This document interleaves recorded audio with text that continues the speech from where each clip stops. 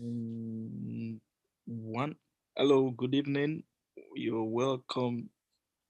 Welcome to Diaspora Radio, your favorite radio for diasporans in the world, wherever you are. My name is Mark, and I have my uncle right here with me from Philadelphia, IK. IK, you're welcome to our regular Sunday broadcast. Thanks, man. Yeah, welcome. We also have Michael from Indiana. Michael, are you there? Yes. So, um, so thank you for joining us today. I want to apologize for starting late, where it was due to some technical difficulty. Mine cannot.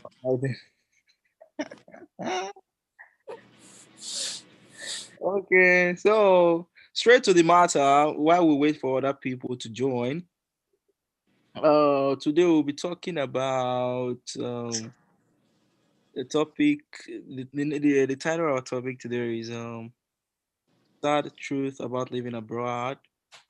About this for the next 20 minutes. I'm going to share my screen here. Most of us have been abroad, and people who are not in the diaspora as us, they might want to get some knowledge from what we want to share tonight about the reality of most of our livings here. So we'll take some cues from this topic on my screen. Let me share the screen real quick here.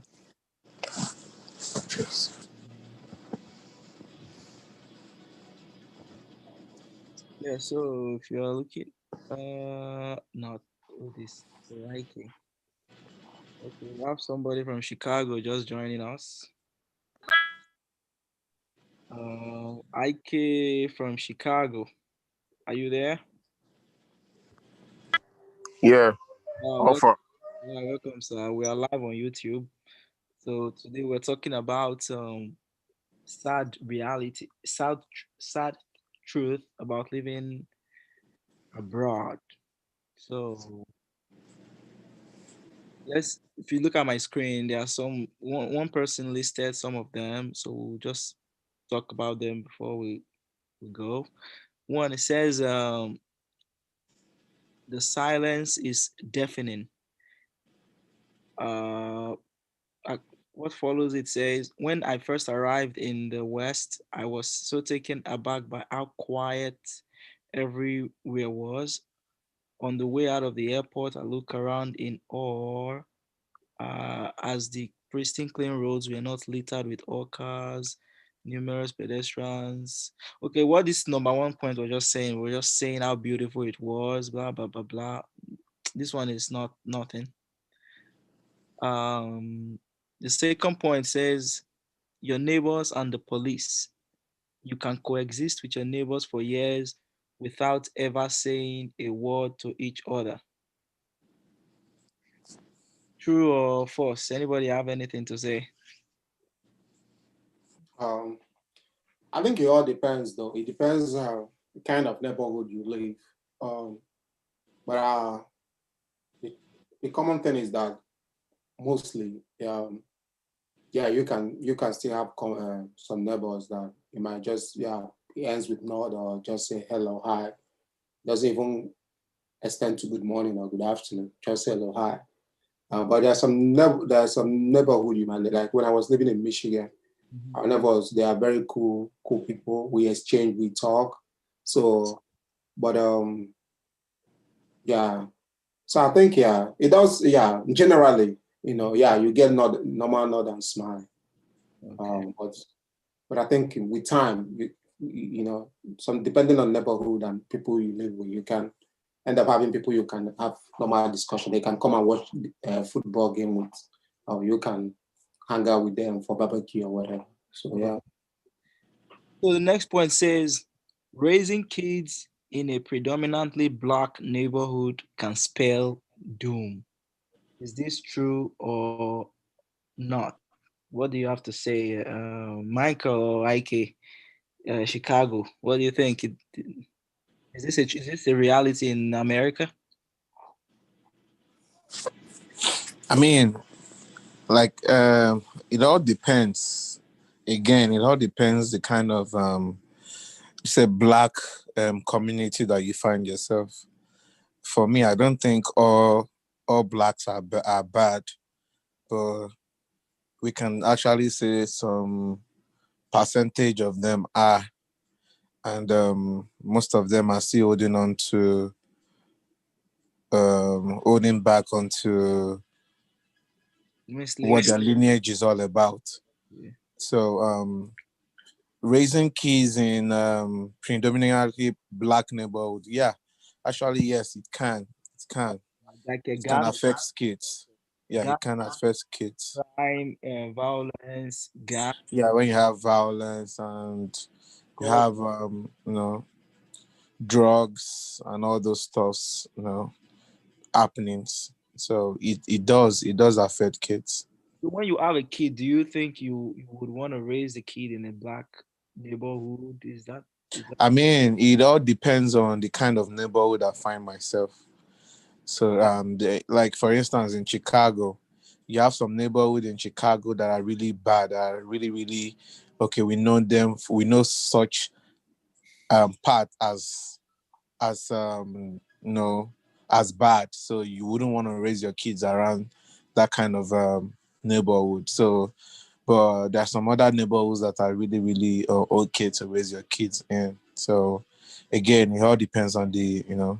topography, on the area Yeah. where you Okay. know I To add to or to add to what Michael has said, I mean, yeah, I mean the environment matters a lot, but if your upbringing, if you don't train your child in the right way, if you live in a good neighborhood, you live in a bad neighborhood, he will still become what he wants. He can become bad, he can become good. So I think upbringing matters the most because they say charity begins at home. So whatever you teach your child at home is what he would, take with him outside.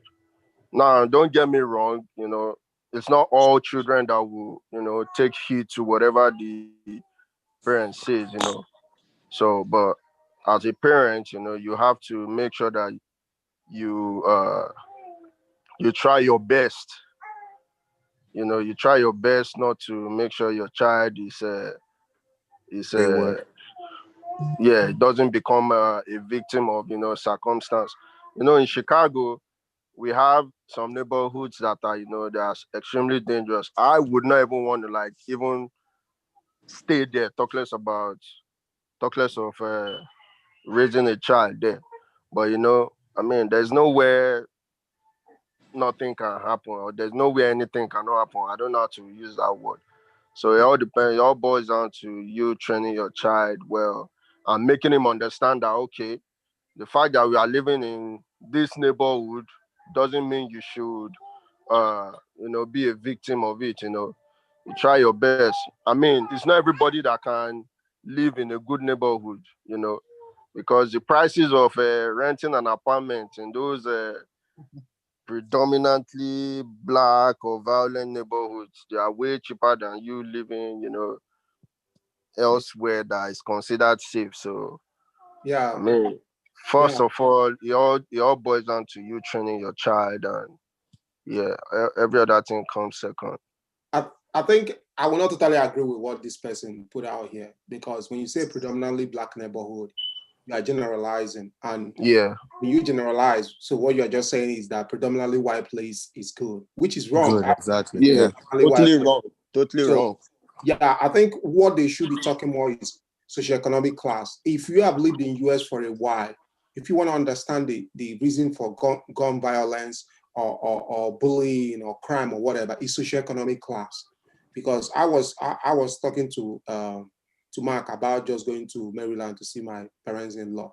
In that Maryland in PG, basically that area is basically rich black people. Like so and so if based on what this person put through and based on what I saw there, the houses there are quite expensive. A lot of like people live there, people that went to HBCU, like black colleges and stuff. So it's more about socioeconomic class. The issue in America that's why I dislike and I hate it when people say black people are gangs and whatever. Is the socioeconomic class. If we can address socioeconomic class, realize Mm-hmm. no no particular race is predisposed to violence. So I will not totally agree with this person, but I guess what he's trying to say is about the socioeconomic class of where you live can kind of affect the upbringing of your kids. Because one is the school district, because this socioeconomic class, if it's a lower socioeconomic class, they don't get funding from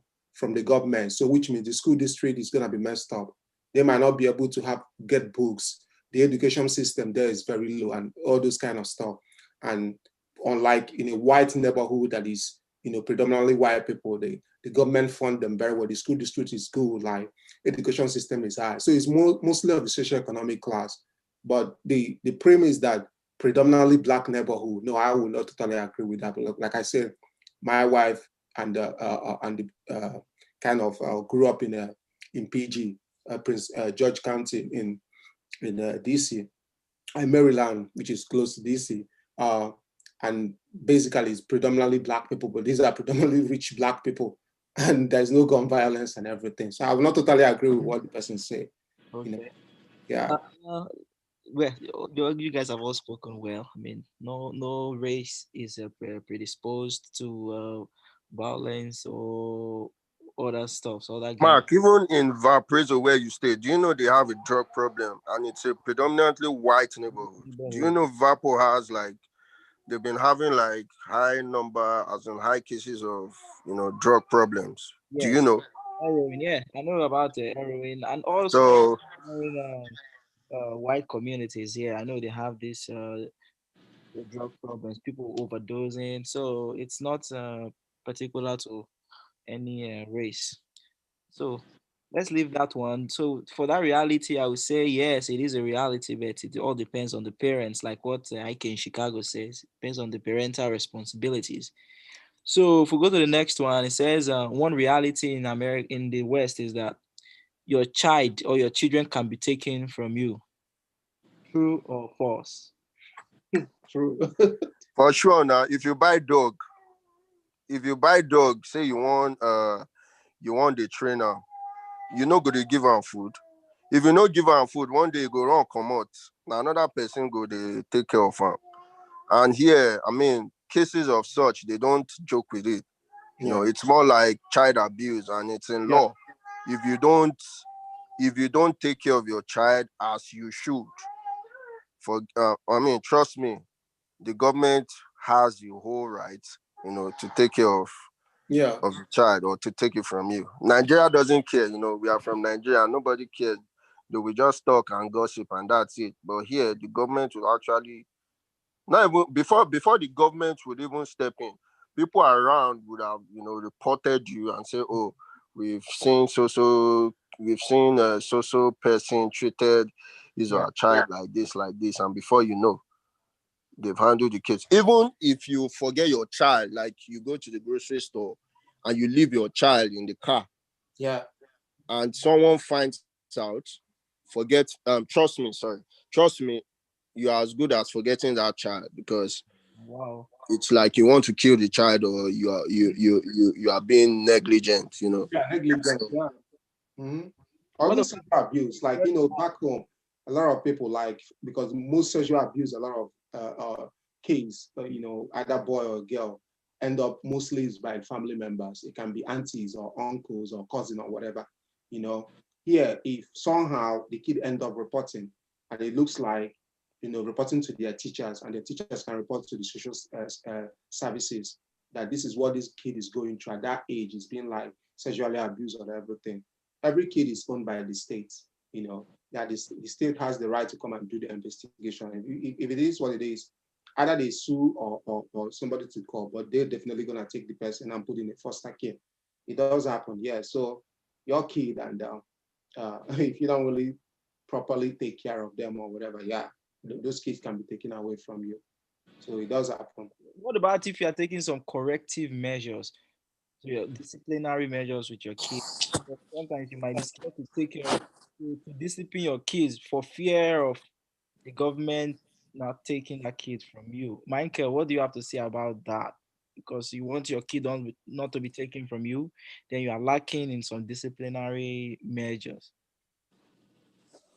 I think the best way to go about it is like we've said in the beginning, the training matters. In America, yeah, the even the kids in their own way too. Most of them are spoiled in their own way. Some of them don't respect their parents. Some of them is like whatever they ask for, their parents give them. So it all matters. It all matters. Like the upbringing matters. Doesn't I think I me in my own perspective, I feel like if you give kids whatever they want to pray on that, then they feel they have the right to do whatever they want to do. So I think the parents should be the best person to train them. As they grow, they get to learn about life, and know that the life they come in is not everything that they ask for, and not that they ask for that we will be given to them. It doesn't come as a platter of gold, Mhm. or because you as a kid you have your right then. Because there are occasions where kids even go to report their parents.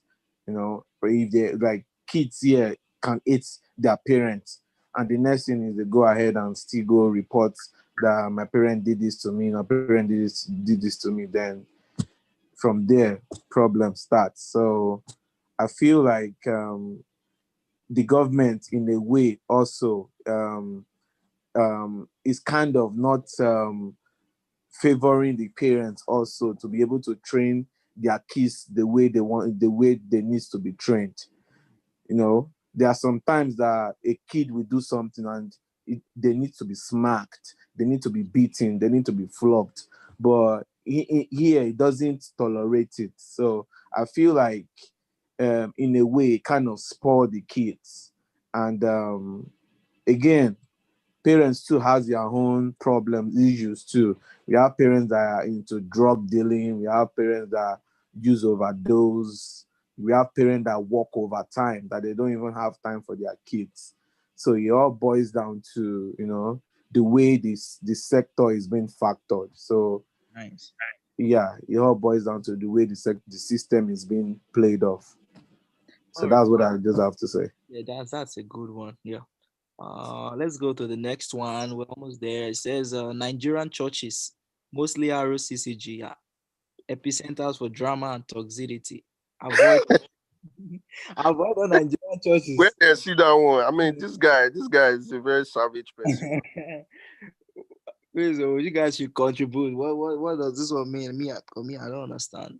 Hmm. Well, when I I don't. came, they advised me to try and join this church.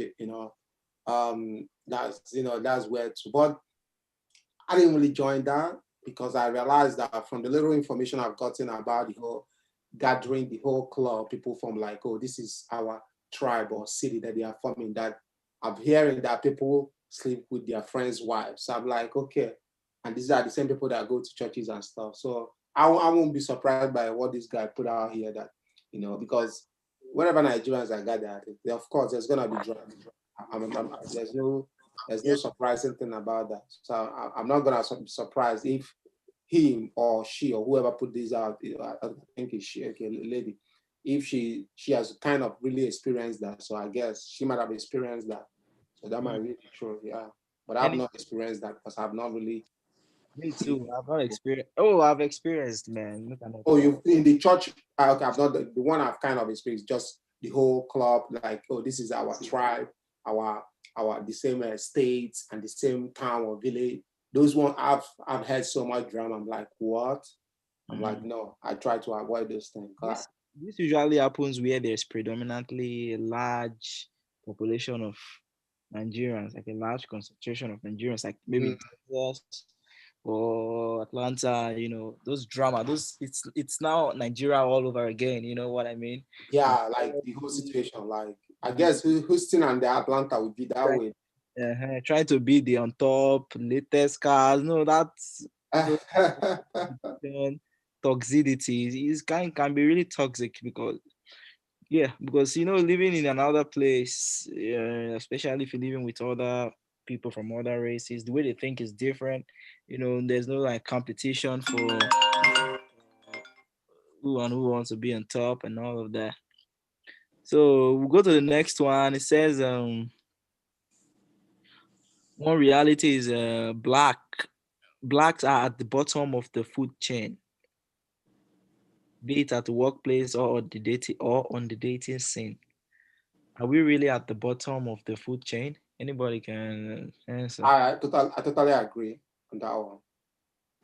Totally agree because just us graduating with our master degree and everything, which I know a lot of people, bosses that we have, I don't even have those degrees that they didn't even finish their high school diploma. Our bosses and they're earning like 3 to 4 times what we have, but we'll have all the degrees and we're still gonna be buying for job, asking for the list of the job Yeah, positions. so can you repeat what you say? You said people who doesn't have as much So degree as you. yeah, so what I'm saying is other race, for instance, like you know, some let me to be specific. So white people um, that you know that don't even have like a bachelor's degree or master's degree, that might only have a high school diploma or might not have even have high school diploma, that can be your bosses at the workplace. The same people will be earning 3 or 4 times of what and they are like your managers or supervisors or something. But you as a black person that have all the degrees, it's gonna be very difficult to even get some job. Then for what she said, yeah, regards to women in particular, I totally agree with that. Um, because our workplace, them getting jobs is even hard for them, and then getting paid equally is hard for them.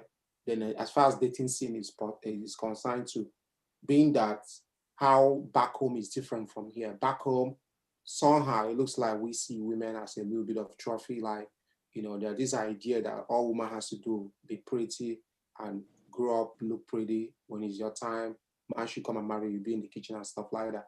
But here, women work hard, they are independent and stuff like that. So it becomes a little bit difficult also for them in the dating scenario to date people. So I totally agree with what she said. Because I've had people that have confided in me and have some conversation about this kind of situation, and I've also seen that happening even at my workplace in regards to women getting employed in some position because they are women, or even some women that were fired because they were women. So certain things they did that other races that are like a male white person might have done, but they will tolerate that male white person. But as a woman, she does it. They're But like, no, yeah, no. most of them are like these racial bias and gender bias. Yeah, Yeah, the gender bias gender and bias. race bias. The men, I didn't know the men make more than women, and for the same job that they do. I Same mean, job position. Yeah. And we're in 2020, it shouldn't be the same. Like it's not like, oh, they can do it. We've seen that they can do those things them anymore. Because sometimes even in our home, we realize that even some if you run the math very well, if you have somebody that run, you realize that even women contribute so much at home running more than men. Like most children confide in their mothers to get certain things that they don't confide in their dad. Their dad's, oh, I'm paying rent, I'm paying this big stuff. But they don't really know that some little money that the mother has been giving, if you cumulatively, if you add them up, they are 3 to 4 times of what the father think that they are contributing. mhm. So when you do the math, realize that yes, they deserve to be paid, equally because they are really doing, excellent job. So, but like I said, we're 2020, but some people still think that we're in 1920 or 1930. I don't know. Well, yeah. All right. Number 7 says, "You will happily miss home from afar and be so much more invested in the affairs of Nigeria than those living in Nigeria." This is like a very bitter truth. Once you leave Nigeria, you will start to. I don't know for people, but I know many people will think of want to come back, want to make Nigeria better. You will see Nigeria from the top, like someone saying every. everywhere. I in Chicago. How do you feel? Do you feel this is a truth that anybody who comes to the West, they are more invested in the affairs of Nigeria?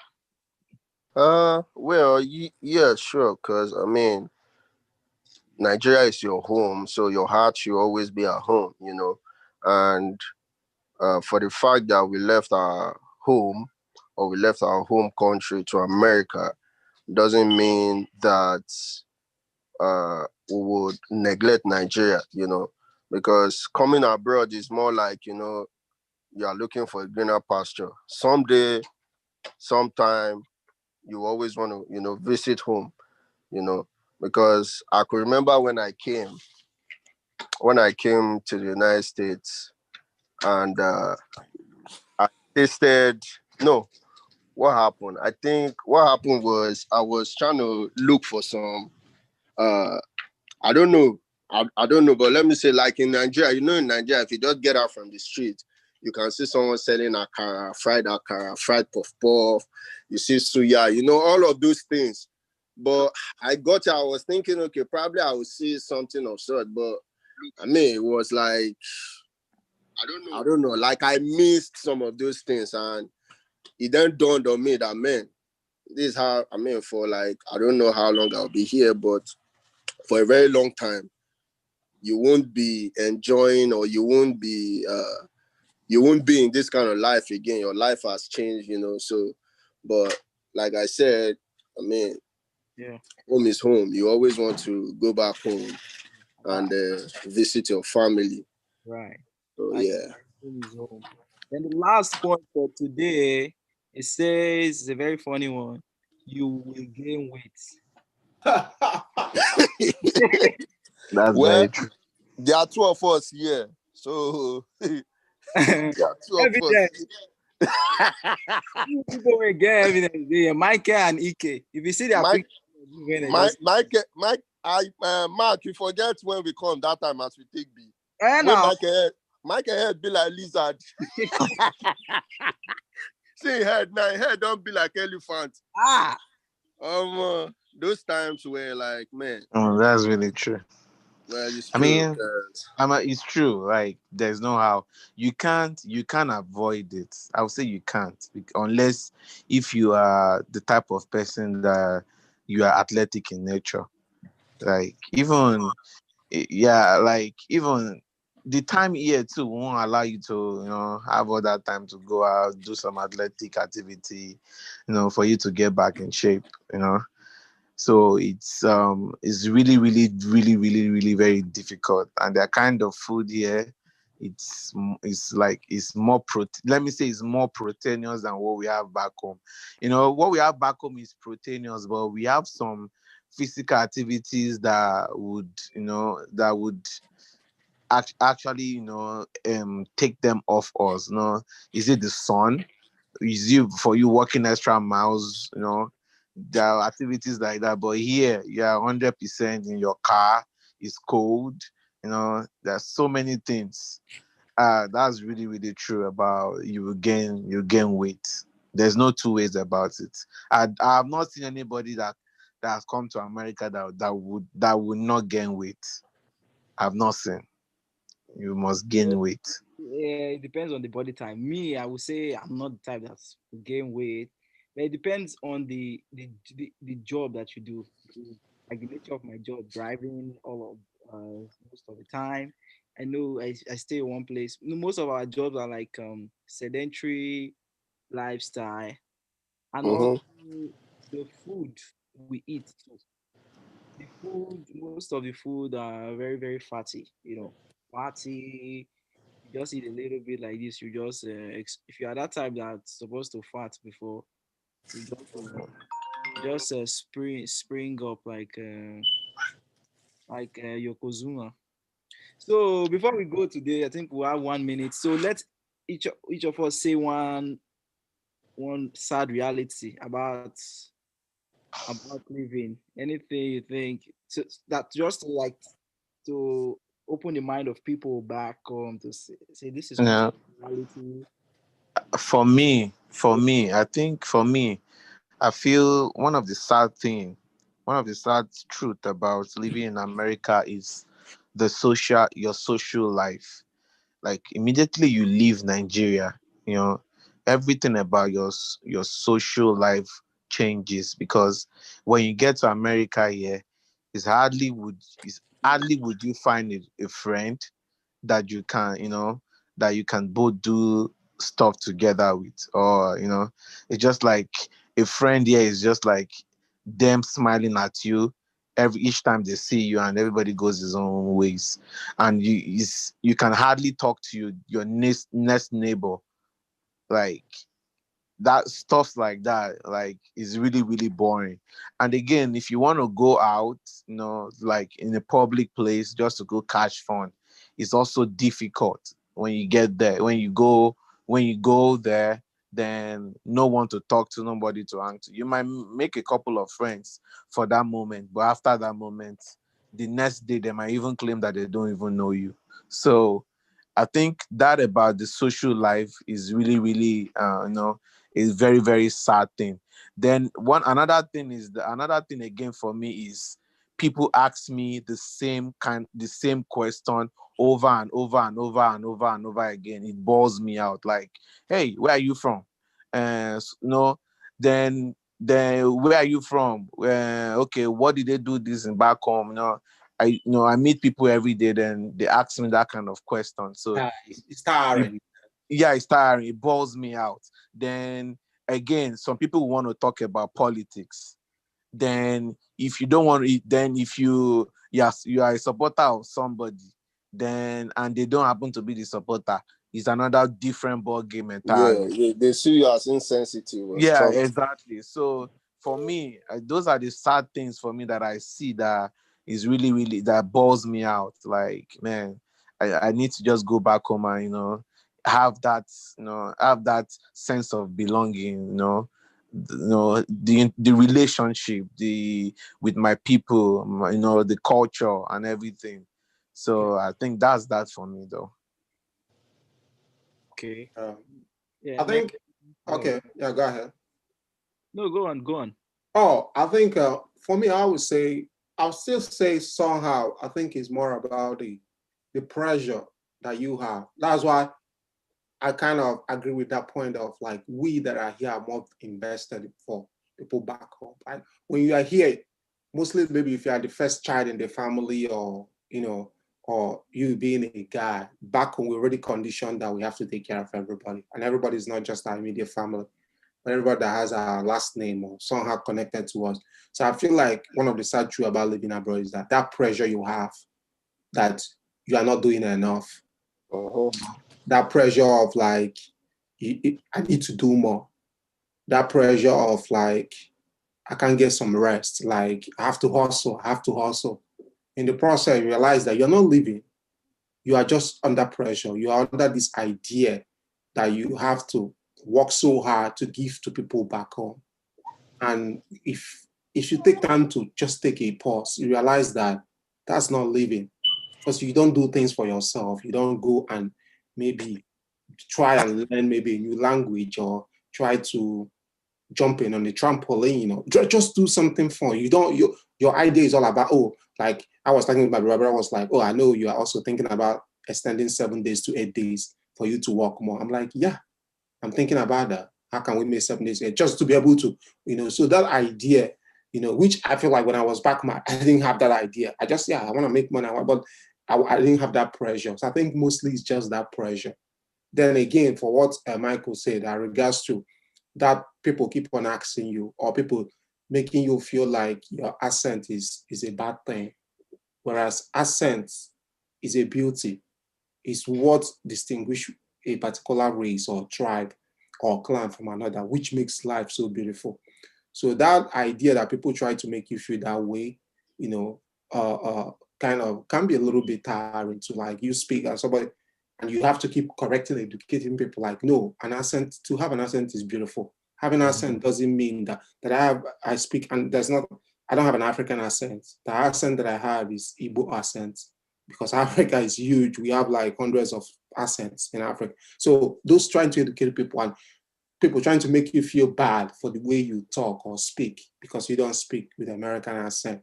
So those are those kind of, so the pressure of trying to do more so that you'll be able to impress people back home, and also trying to explain yourself every time based on where you're from. That's why when Michael said that, I was like, yeah, I totally agree with that. Where you're from, or why you sound the way you sound. Even sometimes when people ask you, rather they're not asking to learn, they're just asking you in the sense that why are you sounding that way? That you are sounding the wrong way, and that can be very tiring and want to make you to like, you know, just just be like, just you need the peace. So I think these are the two things for me: the pressure of trying to, work too hard, and then the pressure of trying to explain to everybody about your culture, your tribe, or why you sound the way you sound. Yeah. So these are the two things for me. That's a too yeah. I have some part of that too. IK, do you have IK? Have you said something before we go or no? Well, I mean, they've said it all really, because I mean, uh, I've also had my fair share in what they said. In the area of me trying to, communicate in my own form of English, because there's a way you speak English to them. Here they'll be like, "Come on," like they don't understand what you're saying because it's not the American English, and you have to like explain yourself, and so that I faced, and the pressure also that what Ikenna said too. You're always like, your mind is always at home. You're always thinking about your parents. Oh, when was the last time? It's not that they pressure you, but you just feel like And you've not done much enough. It's not. I mean, my parents don't ask me for too much, and they don't be on board. You always your mind is always going home and thinking, oh, when was the last time I sent them money? Okay, I think I should send them money. I think I should work extra, this week.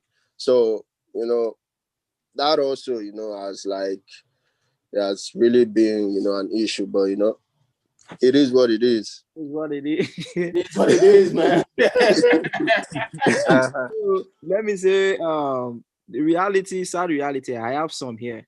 Sad reality about America or wherever you are in the abroad. One of them is that if you have a very long name, long African name, you will have problem in signing up in some things over the phone. You know. Well, yeah, I would Yeah. say Very I'm a true. number one. Okay. I'm even to pronounce my name is like is war. So I just be like, okay, just call me IK.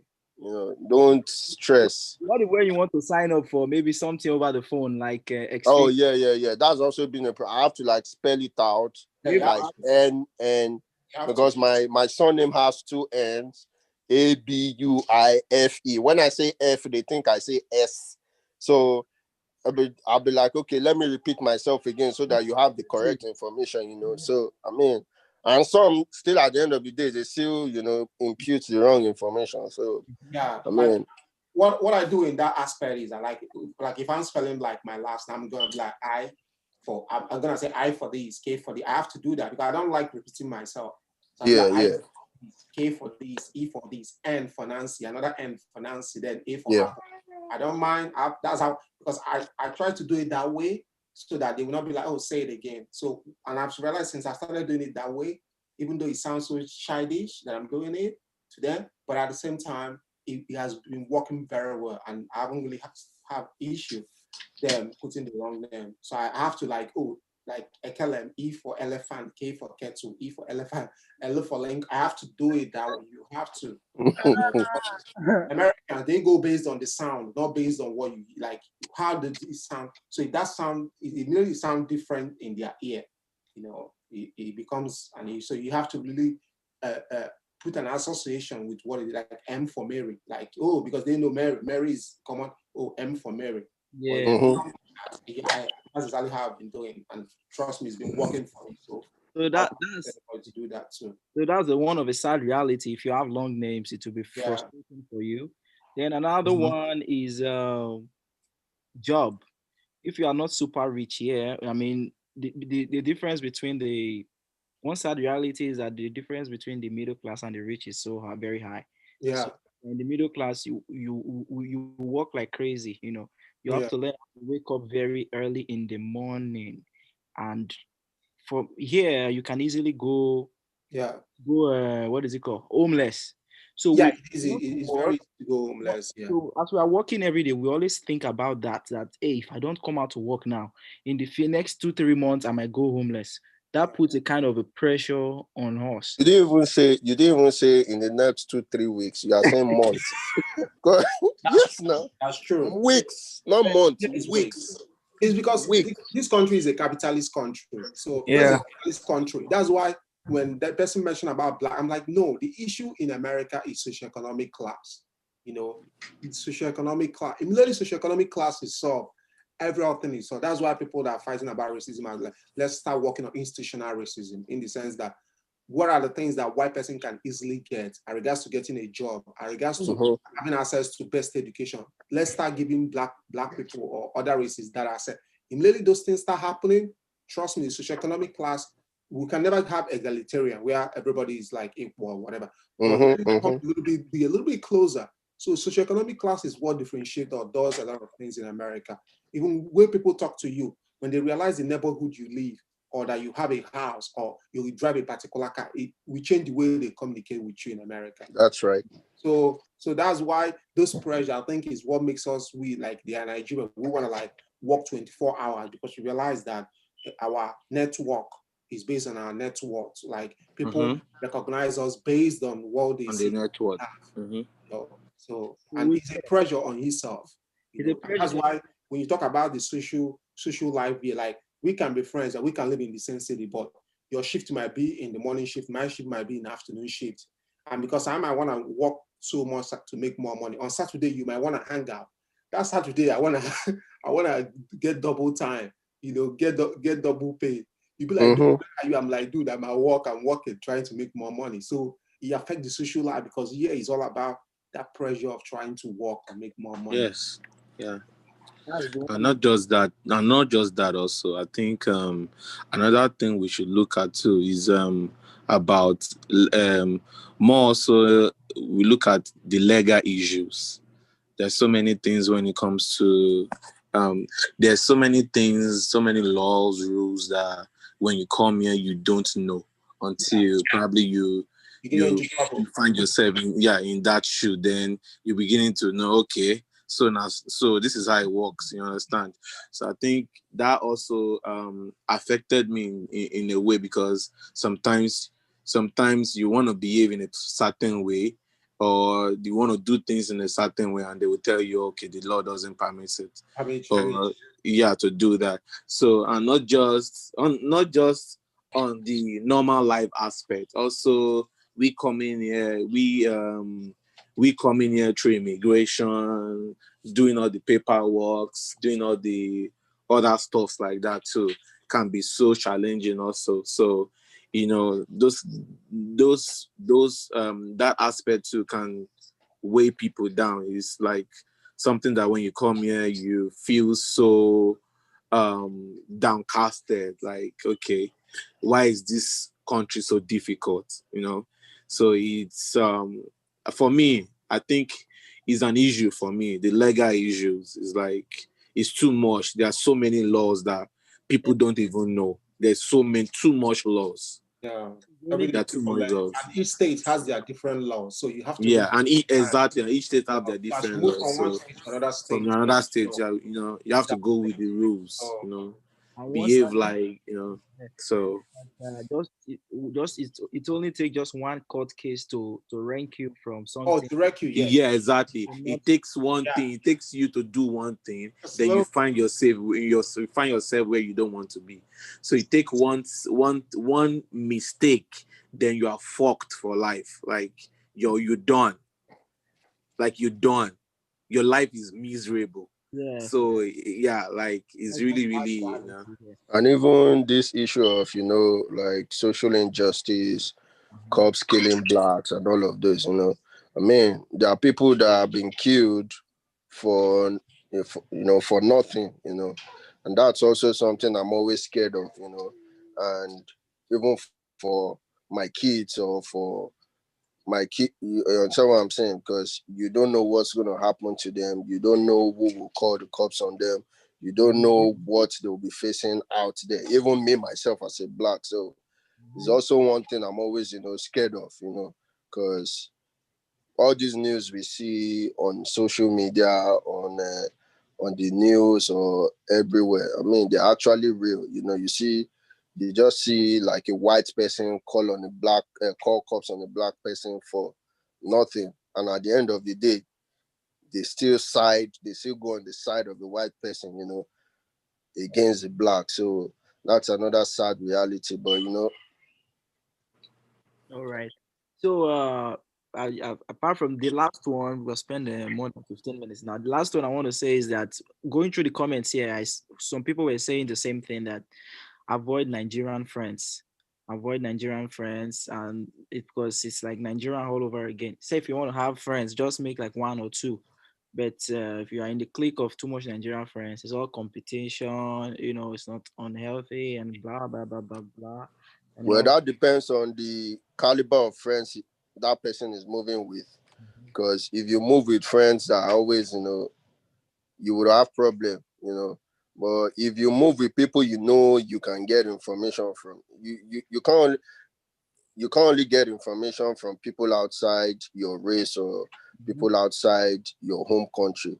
I mean, there are so many Nigerians are willing to help. Right. So it's left for you to look for the right circle, be it be it Nigerians or not. Just make sure you're in the right circle. I actually don't believe that you shouldn't be in the mission, because that's the quickest way for you to get any information that would help you here in America. You understand what I'm saying? Right. So because you'll be able to relate more, you'll be able to express yourself more than someone outside your race, or like a white person or an Indian, or you understand what I'm saying? So Yeah, I think the best thing is to say just be cautious and also be mindful of the friends you have, because most of exactly. friendship works very well if you guys are on different field. Like maybe one person is in business, other one is in academics. Like when you guys don't really have something you guys are fighting for, or that is common goal, let your common goal just be like you guys want to be successful. But when it becomes like a little bit aligned, that it's almost the same thing you guys are working towards for, it becomes competitive. And I've seen it, so I can believe with what this person is saying, just about where people that can be friends, or because this person is into sending cars back home to sell, and this person decided to join it. Then the next thing they start having an issue because they are almost trying to do the same business or whatever. Or you hear that this person sleep with the other person's wife, all those kind of things. But if it's like with our age now that we are very open minded, not like people that came in the 70s or 60s that might have that mindset, but like people like us now, if I have only two or three friends that I can always, we know in quite different field, we have different lifestyle or different way of thinking. I think it would be nice to have those people as friends, so that in case you be able to live with them, or decide if you decide to go home, you guys can go home as a group. Those ones can be, will be advised to have. But when it comes to the issue of being so much like people of the same goal, the same way of talking, the same way of talking about women, or the same way of talking about doing bad things. Those ones, I would advise everybody, anyone, to avoid those ones. Like, still go to parties and say hi, but don't be so intimate that they know how your life go, or how your business and your family go. Don't do that. All right. From Yeah, All yeah. right. Let's try to end it here before we go to like 45 minutes. Thank you very much. We've come to the end of today's streaming. Uh, Today our topic, many people are waiting this topic. IK from Chicago, thank you. IK from Philadelphia, thank you. Michael from Indiana, thank you. Please like and subscribe to this channel. We'll be bringing you new topic next Sundays, and please hit the like and subscribe button, like I said before. And shalom and God bless. All right, you too.